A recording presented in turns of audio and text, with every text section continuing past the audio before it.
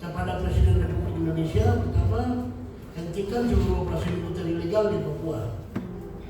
Yang kedua, tarik seluruh prajurit militer non-organik dari tanah Papua. Kepada Panglima TNI, yang pertama, hentikan keterlibatan militer dalam program-program pembangunan yang merampas ruang hidup rakyat.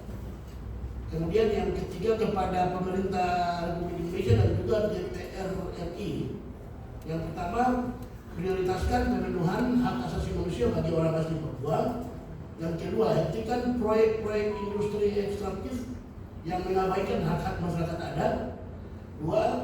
Tiga, susun peta jalan bantuan kemanusiaan yang terukur dan menyeluruh bagi pengungsi internal di Papua. 7, reformasi sektor keamanan dengan pendekatan humanis dan berdasarkan hukum, bukan militeristik.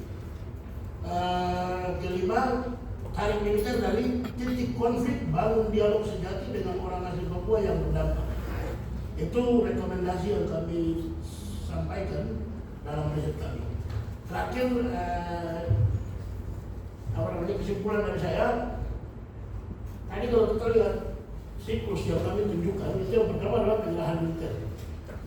Dan sesuai dengan sejarah yang tadi saya sampaikan, dasar persoalan di Papua adalah persoalan politik.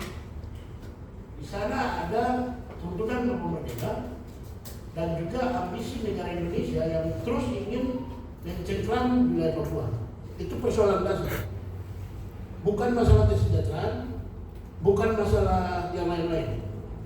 Jadi persoalan dasar ini saya pikir dalam undang-undang otonomi khusus itu sudah dengan tegas mengatur bagaimana menyelesaikan persoalan politik.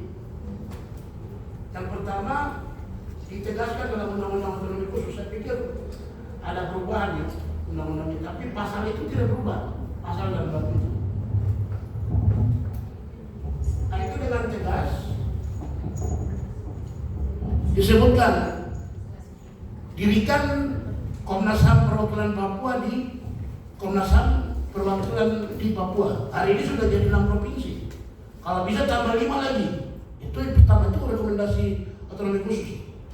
Yang berikutnya, bangun pengadilan HAM di Papua. Itu dari tahun 2001 sampai saat ini belum. Yang berikutnya, dirikan Komisi Kebenaran dan Rekonsiliasi untuk melakukan pelurusan sejarah politik Papua. Itu yang saya pikir bagian dari mekanisme penyelesaian politik. Saya pikir Indonesia sudah ada 2 pengalaman di Aceh, antara pemerintah Indonesia dan Aceh, itu selesaikan persoalan politik. Di Timor Leste, antara pemerintah Indonesia dan Fretilin, itu persoalan politik. Papua ini persoalan politik. Ayo, gunakan salah satu jurisprudensi, kalau orang hukum bilang ya. Ada putusan hukum yang dikeluarkan oleh negara ini untuk menyelesaikan persoalan politik. Selesaikan itu, biar kemudian tidak ada mama-mama yang menderita di daerah konflik, tidak ada anak-anak yang menderita dan akhirnya masa depannya hilang entah kemana, dan juga tidak ada istri-istri tentara yang menjadi janda, anak-anak tentara yang tidak menjadi anak yatim piatu. Begitu pula tidak ada gereja yang diganggu, tidak ada sekolah yang diganggu. Itu semua biar kemudian itu tidak terjadi. Saya kira selesaikan persoalan politik Papua. Mungkin itu dari saya.